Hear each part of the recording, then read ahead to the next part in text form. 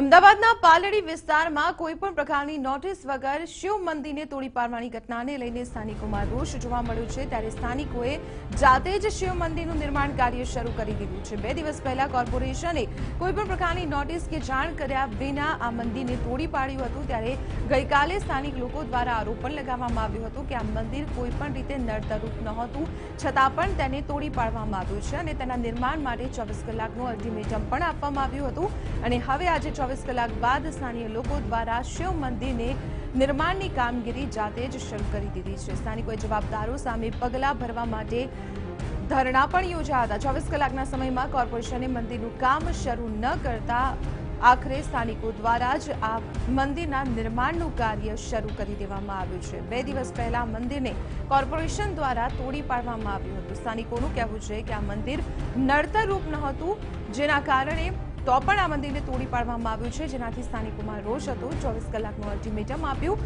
કે કોર્પોરેશન પોતે આ મંદિરનું નિર્માણ કરાવે, કોઈ પગલાં ન લેવાય તો સ્થાનિકોએ જાતે જ આ મંદિરના નિર્માણની કામગીરી શરૂ કરી। વિગતો મેળવીએ સંવાદદાતા દર્શલ રાવલ પાસેથી। દર્શલ, સ્થાનિકોનો આરોપ હતો કે નડતરરૂપ ન હોવા છતાં કોઈપણ પ્રકારની જાણ વગર કોર્પોરેશને આ મંદિરને તોડી પાડ્યું છે। 24 કલાકનું અલ્ટિમેટમ આપ્યું, કોઈ કામગીરી હાથ ન ધરાઈ, આખરે જાતે જ સ્થાનિકોએ નિર્માણ કાર્ય શરૂ કરી દીધું। શું વિગતો, અત્યારે શું સ્થિતિ?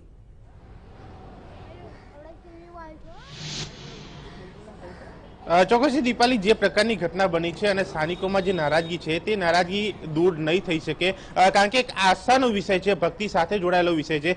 જે પ્રકારે અહીંયા જે જોઈ શકાય છે મંદિર, તે મંદિર અહીંયા જે નિર્માણ જે કરવામાં આવ્યું હતું, 30 વર્ષ જૂનું આ મંદિર જે માનવામાં આવી રહ્યું છે અને આ જ મંદિરના જે 2 દિવસ પહેલા જે છે કોઈ પણ જાણ વગર, નોટિસ વગર જ્યારે મંદિર તોડી પાડવામાં આવ્યું, કારણ કે પહેલા જે એક શેડ હતો અને શેડ બાદ જે છે અહીંયા જે પાકું બાંધકામ એક ધાબાનું એક કરવામાં આવી રહ્યું હતું, તેની કદાચ કોઈક દ્વારા જે કમ્પ્લેન કરવામાં આવી હોય, ફરિયાદ કરવામાં આવી, તે પ્રકારે આ કામગીરી હાથ ધરી અથવા તો અધિકારી દ્વારા આદેશ અપાયો, પરંતુ આ વસ્તુ એક સામે નથી આવી કે આ સમગ્ર પ્રક્રિયા કોના કહેવા પ્રમાણે થઈ છે।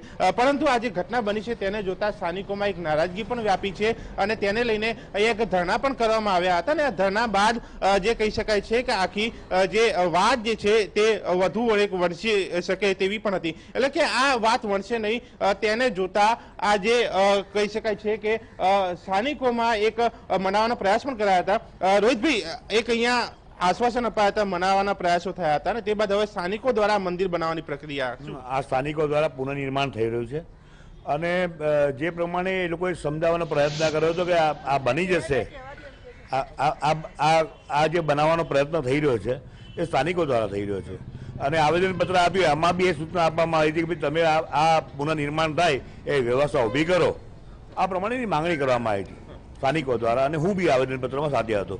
મારી માંગણી એક જ છે, જે ઘટના બની છે એ કયા સંજોગોમાં બની અને કયા અધિકારી દ્વારા એનો આદેશ આપવામાં આવ્યો એનું સંશોધન થવું જોઈએ। ગઈકાલે મેં આનો પત્ર આપ્યો છે ડીવાયએમસીને, ડેપ્યુટી મ્યુનિસિપલ કમિશનરને, અને આનું પૂરેપૂરું સત્ય બહાર લાવ્યા વગર હું રહીશ નહીં।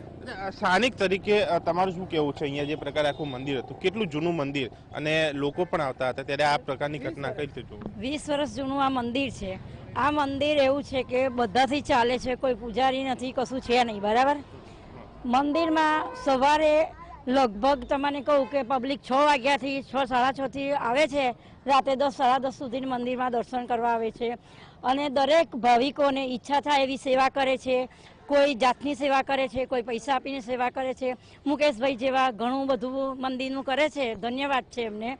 અને આ બધું થયું એ બહુ દુઃખ કારણ થયું, કોઈ પણ ભાવિકોના દિલમાં ભગવાન વસ્યા અને આ બધું કરાવે છે, આ બધું કરાવે છે એ બદલ મને એટલો બધો આનંદ હતો અને આનંદ દુઃખ ચોક્કસથી થયું છે, પણ અહીંયા જે સ્થાનિકોની જે લાગણી જોડાયેલી છે તેને અહીંયા કાયમ રાખવા અને એક આસ્થા સાથેનો વિષય છે, ત્યારે કોર્પોરેશને કોઈ કાર્યવાહી ન કરતા અત્યારે સ્થાનિકોએ આ પ્રકારે કામગીરી હાથ ધરી છે અને તેઓએ મંદિર નિર્માણ કરવાનું જે છે અહીંયા શરૂઆત કરી દીધી છે। પરંતુ ચોક્કસ અહીંયા જ્યાં સુધી જે લોકોએ આ પ્રકારના આદેશ આપ્યા છે તે લોકોના નામ સામે નહીં આવે, કાર્યવાહી નહીં થાય, ત્યાં સુધી ચોક્કસથી કોર્પોરેશન સામે સ્થાનિકોની નારાજગી જોવા મળશે। ચોક્કસ દર્શલ, આભાર માહિતી આપવા બદલ। તો આપણે જાણી દઈએ, પાલડી વિસ્તારનો બનાવ સામે આવ્યો છે કે જ્યાં 30 વર્ષ જૂના મહાદેવના મંદિરને કોર્પોરેશન દ્વારા કોઈપણ પ્રકારની જાણ વગર તોડી પાડવામાં આવ્યું, ત્યારે આ ઘટનાને લઈને સ્થાનિકોમાં રોષ હતો। 2 દિવસ ધરણા યોજાયા, 24 કલાકનું અલ્ટિમેટમ આપવામાં આવ્યું અને ત્યારબાદ આખરે સ્થાનિકોએ આ મંદિરના નિર્માણની કામગીરી જાતે શરૂ કરી।